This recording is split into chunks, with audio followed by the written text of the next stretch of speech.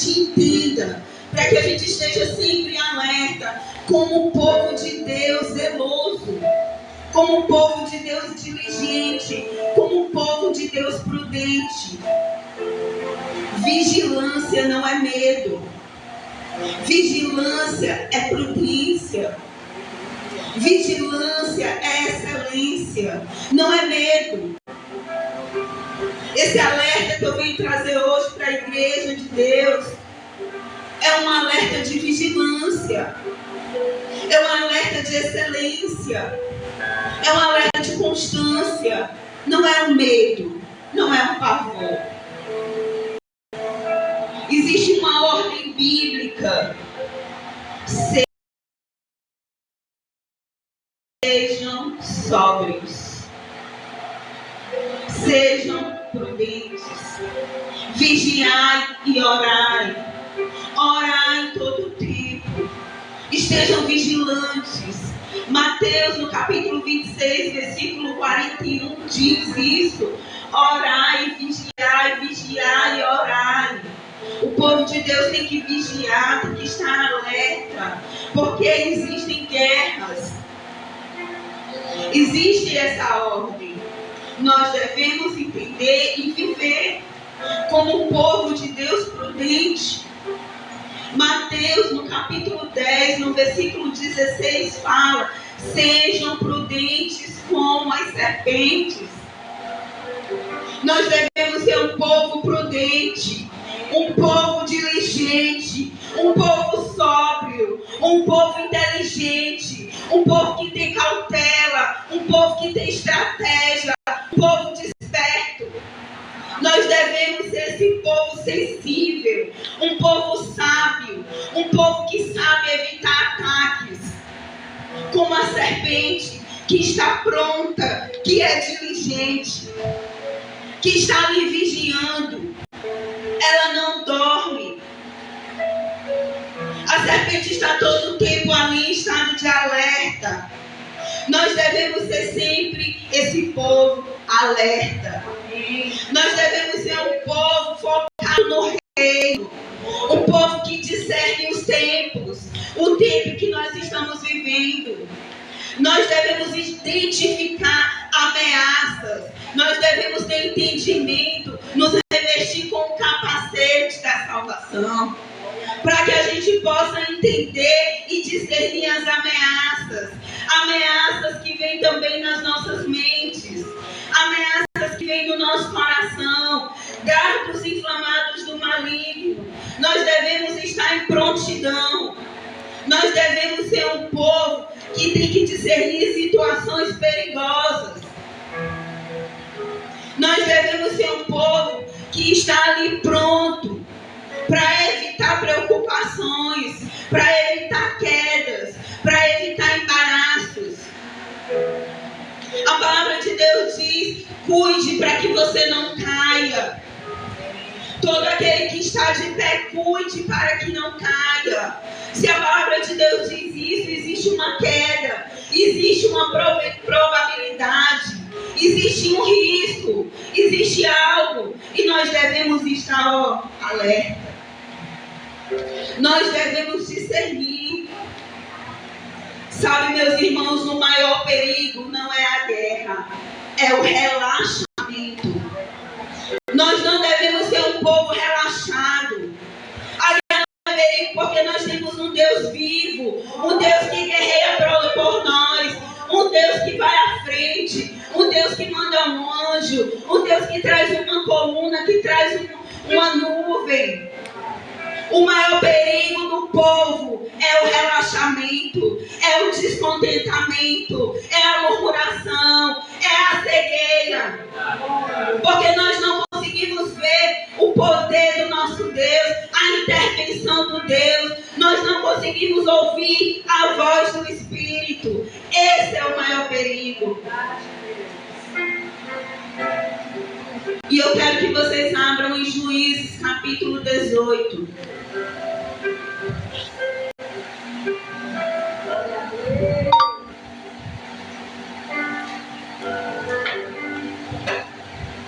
Juízes capítulo 18. a partir do versículo 7.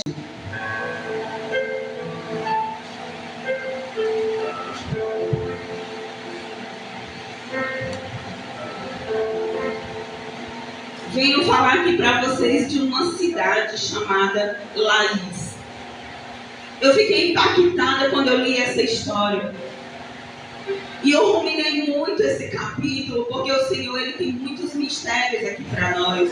Muito entendimento para o povo de Deus. O povo vivia como se não tivesse rei, fazendo o que dava de acordo com a sua vontade. E nós vamos aqui entender o que aconteceu com essa cidade. Vamos ler aqui a partir do versículo 7 até o versículo 10, parte A. Partiram os 5 homens e chegaram a Laís e viram que o povo que havia nela estava seguro, segundo o costume dos sidônios, em paz e confiável. Nenhuma autoridade havia que por qualquer coisa o oprimisse. Também estava longe dos sidônios e não tinham trato com nenhuma outra gente. Então voltaram a seus irmãos a Zorá e a Estaol, e estes lhe perguntaram: o que nós dizeis? O que nos dizeis? E eles disseram: disponde-vos e subamos contra eles, porque examinamos a terra e eis que a terra é muito boa. Estais aí parados? Não vos demoreis em sair para ocupardes a terra. Quando lá vocês chegarem, achareis um povo confiado. Nós vamos ler até aqui. Quando vocês chegarem lá, vocês vão achar um povo confiado. Laís era uma cidade fenícia. Era uma cidade que nasceu a partir de Sidom. Por isso que era um povo que tinha o costume dos sidônios. Os fenícios, eles viviam para o comércio. Eles viviam a trabalhar, a vender púrpura, a vender pedras, a vender madeira. E os fenícios, eles viviam como se tivessem paz. Eles viviam como se ele tivesse uma confiança, porque eles estavam focados na rota comercial da época, daquele território do Oriente Médio, da parte norte de Israel. Então Laís era uma cidade confiada porque vivia em prosperidade. Era uma cidade próspera. Era uma cidade que estava confiada em sua prosperidade, no seu sistema ali de comércio. Era uma cidade que vivia isolada. Os sidônios, eles tinham esse costume de viverem isolados, focados no trabalho e no comércio. E aqui é onde que começa a gente a refletir sobre nossas vidas. O povo de Deus muitas vezes está isolado e focado no trabalho, no comércio, nos seus prazeres, nos seus desejos, nos seus sonhos, nas suas vontades. E ali ele fica um povo confiante, um povo relaxado, que vive para si. Laís vivia para si. Quando a tribo de Dan sai do território do sul à procura de uma terra boa, de uma terra fácil de ser conquistada, a tribo de Dan enxerga Laís, uma terra fácil de ser conquistada. Será que nossa vida está sendo fácil de ser conquistada? Será que nossa vida está assim confiante? Para que o inimigo olhe para a tua vida e veja: não, ali está bem, ali está confiante, tem confiança, é a terra boa, eu vou lá porque vai ser bem fácil de eu conquistar. Que o Senhor tenha misericórdia de nós. Muitas vezes estamos focados na nossa própria vontade, no fruto do nosso trabalho, nos holofotes, nos prazeres. E sabe também o que nos rouba, o que nos dá essa confiança imatura? As distrações. As distrações trazem essa confiança imatura. O mundo hoje está cheio de distração para que você não para que você não discirna o tempo que nós estamos vivendo, para que você não se prostre diante do Senhor uma hora, porque Jesus disse assim: você não pode vigiar apenas uma hora. Será que a sua oração se resume em 5 minutos? Será que a sua oração se resume na sua mente fazendo outras coisas? Estou orando. Quanto tempo, meus irmãos, eu passei assim? Quando eu dava aula, que eu ia para o colégio, eu pensava que eu orava. Porque estava a minha mente ligada ali a Senhor, a Senhor, a Senhor. Quando eu saí, que eu parei de dar aula, que eu tive tempo, que Deus me deu tempo, que eu me ajoelhei, que eu fui orar 5 minutos. 5 minutos, já tinha esgotado tudo que eu tinha que falar.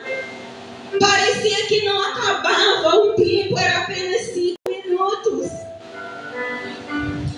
Quantos do povo de Deus, se ajoelhar 5 minutos, não sabem o que orar? Não sabe interceder, não sabe abrir o coração ao Senhor, não sabe derramar amor ali por vidas, por sua casa, pelo seu entendimento, por batalhas que você vive e guerreia que muitas vezes não percebe. É verdade. Se prostra diante do Senhor, 5, 10 minutos vai parecer um dia. O povo de Deus muitas vezes anda assim, confiante, relaxado, com essa confiança imatura, como Laís, como o costume dos sidônios voltado para o comércio. Eles não conseguiam ver as ameaças eram invisíveis, por causa da confiança que eles tinham. Uma falsa confiança, uma confiança imatura. Será que nós estamos conseguindo ver as ameaças? Você tem sondado o seu coração? Nós lemos aqui em 1 Pedro que muitas vezes as ameaças, elas vêm pelas cobiças, pelos desejos da carne. Nós temos que sondar o coração em todo o tempo, para que a gente esteja alerta diante dessas ameaças. Diferente de Laís, quando Neemias foi reconstruir, o que ele fez? Ele segurou uma espada na mão e construiu com a outra. É exemplo do povo de Deus. O povo de Deus tem que ser assim. Construir com uma mão e segurar a espada com a outra. Eu não estou te falando para você não trabalhar, não conquistar, não sonhar. Não é isso. Você vai sim trabalhar, você vai conquistar. Esse é o modelo. Construa família, construa ministério, construa carreira, conquiste, sonhe, mas seja preparado espiritualmente. Construa com uma mão e levante a espada com a outra mão. O povo de Deus é um povo preparado, é um povo acordado, é um povo desperto. Não deixe o povo do mundo ser mais prudente e mais diligente do que você. Seja um povo preparado, não seja como Laís. Existe perigo na acomodação. Não seja um povo acomodado. Passe tempo sim lendo a palavra.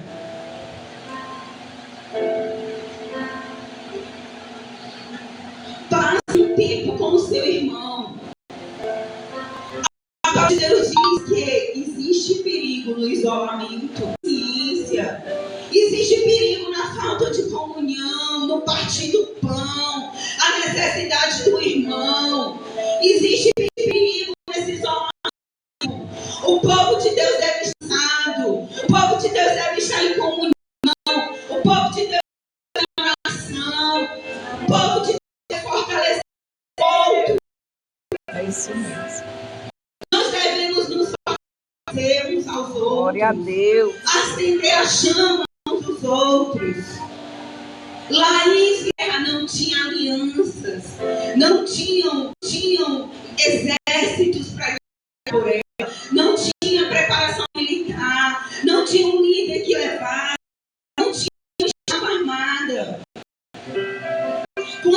vezes nós sim, quantas vezes a gente se isola, quantas vezes a gente se tadinho e se separa, e essa autossuficiência vai te fazer, porque nós precisamos uns dos outros, nós somos membros uns dos outros.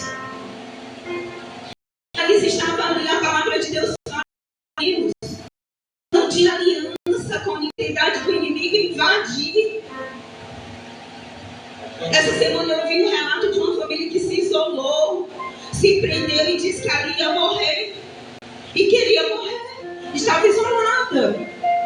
Quantas pessoas estão isoladas num quarto de porta fechada, pensando em morrer e quer morrer, está isolada, não dá espaço para ninguém. Dê espaço primeiramente para o Espírito Santo, dê espaço também para a palavra de Deus, que é a Bíblia, e dê espaço para um irmão, para um pastor, para um líder, dê espaço. Construa alianças, construa propósitos, se firme no povo de Deus. O povo de Deus tem que ser um povo aliançado, um povo que guerreia junto, um povo que está junto. Há perigo em viver como se o espiritual não existisse. Há perigo em viver na autossuficiência, na ausência de vigilância. Sabe, Deus, Ele dá a promessa, mas nós precisamos tomar posse. A tribo de Dan saiu do sul porque achou difícil demais a terra que Deus deu para eles possuírem. E eles desistiram, acharam difícil, não quiseram lutar nem tomar posse. Se você for ler o capítulo e o 19, a tribo de Dan caiu em idolatria por causa da facilidade, se perdeu. O povo de Deus muitas vezes quer facilidade, quer receber o alimento pronto, e muitas vezes se perde no meio do caminho. Deus, Ele não quer que a gente seja um povo relaxado e acomodado. Nós devemos ter disciplina. Existe guerra invisível. Existe guerra invisível. Quantas distrações temos tirado do foco? E aí eu te convido a refletir. Por que você tem andado distraído? Eu estava vendo com o Cláudio que muitas vezes, sem querer, quando a gente abre o celular, vai ver uma notícia, a gente fica em várias, e vai indo, e o tempo passa, e aquela distração vai fazendo a gente perder o foco, perder o tempo. É verdade. Se você olhar um álbum de fotografia, você vai ver que ontem os seus filhos estavam pequenininhos, e você vai dizer, foi ontem. Porque o tempo está passando e muitas vezes a gente não vive, a gente não vê, a gente não planta, a gente não constrói, a gente não edifica, a gente não percebe que o tempo está passando, que existem distrações. E eu te pergunto, qual tem sido a tua maior motivação hoje? Qual tem sido o teu maior tempo? É com que você tem gastado tempo? E eu te pergunto, você tem sido uma presa fácil para o inimigo? Reflita hoje, como está o teu coração? Como estão as guerras na tua vida? Você tem percebido? A tua casa, a tua família, existem guerras, existem lutas. Você tem sido preparado para guerrear, você tem se preparado, você tem se guerreado pelo teu filho, pela tua esposa, pela tua família, pela tua casa. Existem guerras invisíveis. Laís não estava vendo a tribo de Dan. Não estava vendo 600 homens que estavam espiando a terra para atacar e tomar. Laís estava distraída. Ela não estava percebendo aquele ataque, porque era uma terra confiante, era uma terra relaxada, descansada, mas em quê? No alerta. O zelo dela estava no comércio. E nós devemos guerrear sim por nossa casa, por nossa família, pelo teu ministério, pelo teu trabalho, pela tua igreja. Guerreia sim, fica alerta sim, pelos dons que você tem, os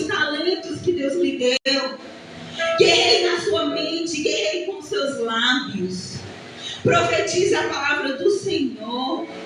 Traga toda a armadura de Deus e se revista para que você viva e vença o dia mau. Se revista de toda a autoridade.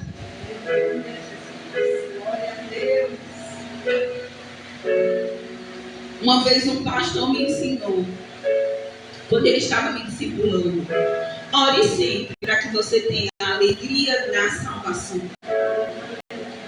A alegria da salvação. A alegria da salvação vai te fazer procurar os atrativos de Deus, as expectativas do céu, os desejos que o Senhor ele traz para cumprir os sonhos, os propósitos. Com isso você vai se revestir. Com isso você vai vencer o dia mau. Sabe, Provérbios no capítulo 22 diz assim: o prudente ele vê o mal e se esconde. O prudente ele vê o mal. O prudente ele vê o mal.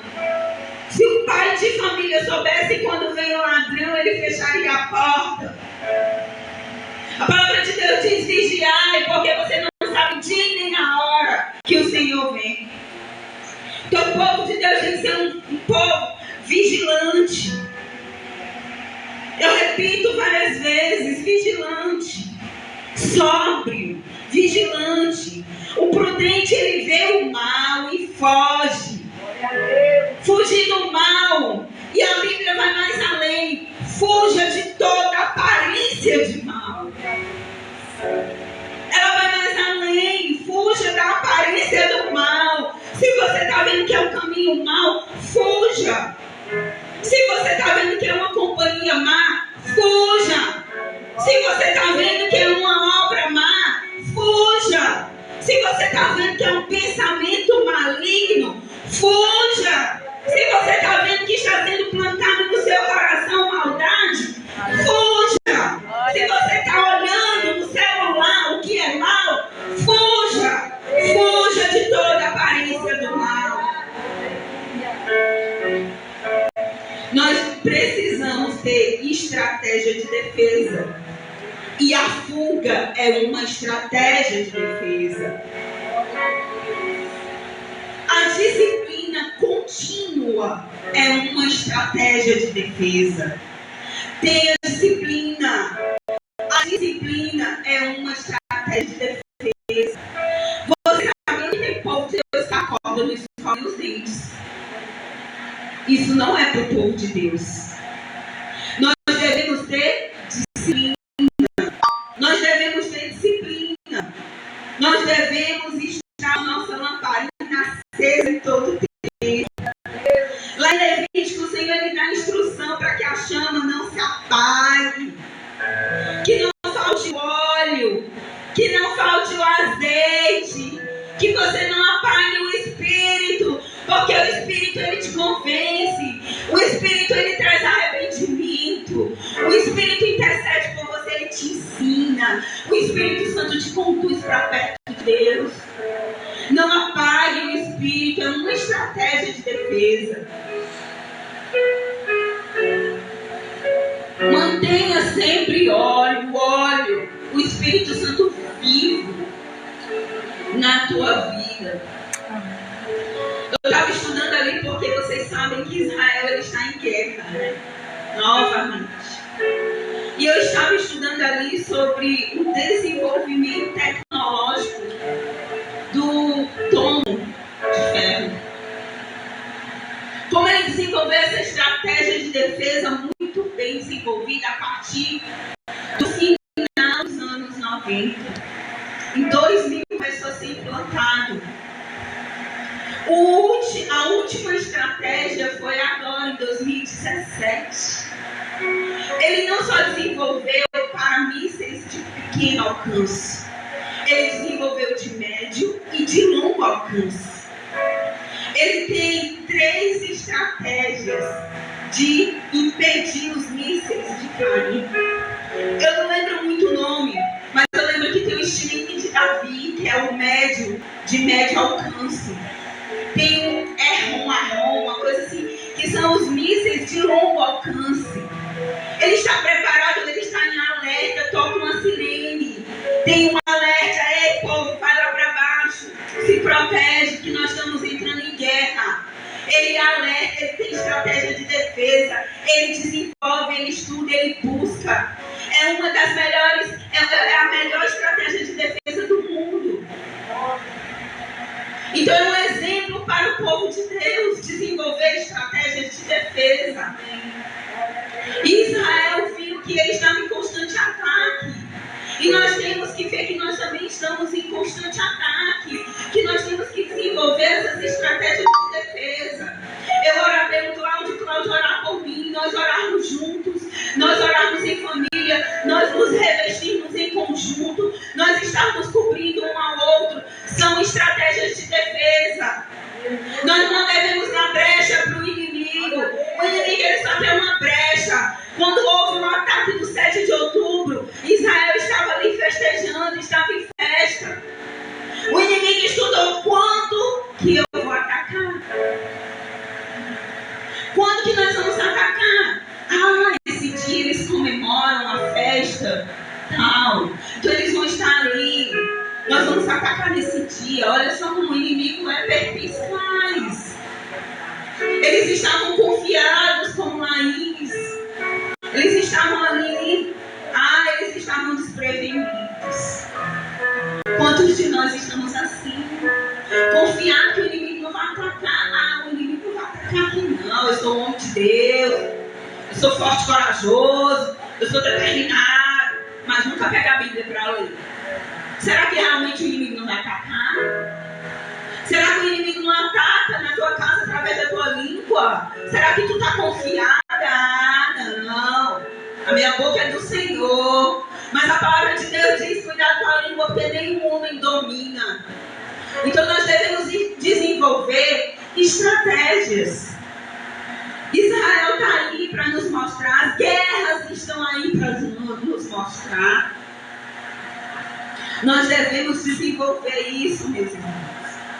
Criar rotina de oração, leitura bíblica constante, jejum e comunhão.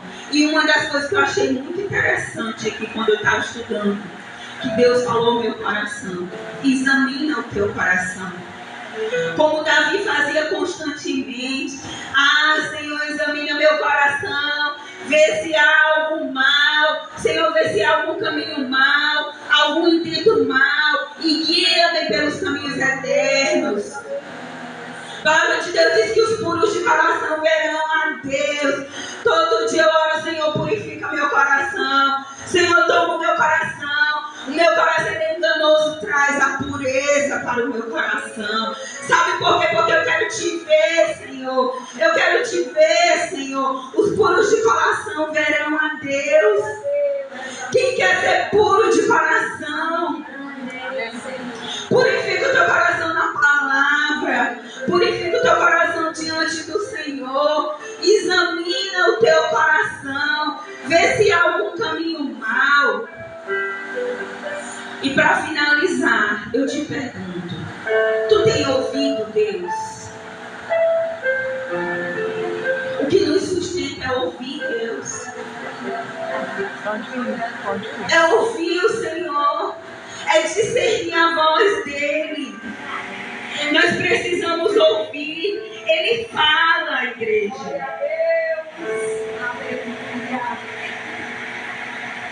O Senhor, Ele fala com o povo. Sabe, tem uma palavra lá em João que me chama tanta atenção. Quando Jesus ele diz: eu não falo para vocês como servo, mas eu falo para vocês como amigo. Como amigo. Isso me chama muita atenção. Ele nos chama de amigo. Ele revela aquilo que Ele está fazendo. Ele revela o que Ele vai fazer. O Senhor, Ele fala, Ele te chama para perto. Então, desenvolva essa audição. Eu tenho pedido muito ao Senhor: Senhor, eu quero te ouvir. Se eu não te ouvir, eu morro. Como esse louvor falou comigo. Como é importante nós ouvirmos ao Senhor. Se eu não ouvir, eu não venho aqui. Não venho. igreja.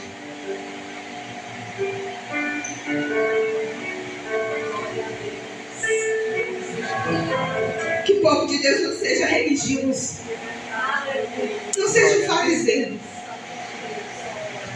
Que a gente caminhe porque a gente ouve, em obediência, em segurança, confiando no braço forte do nosso Deus. Maldito o homem que confia no homem e faz do braço o seu poder, a sua força. Bendito o homem que confia no Senhor e faz do seu braço forte a sua fortaleza. Nós devemos confiar no Senhor.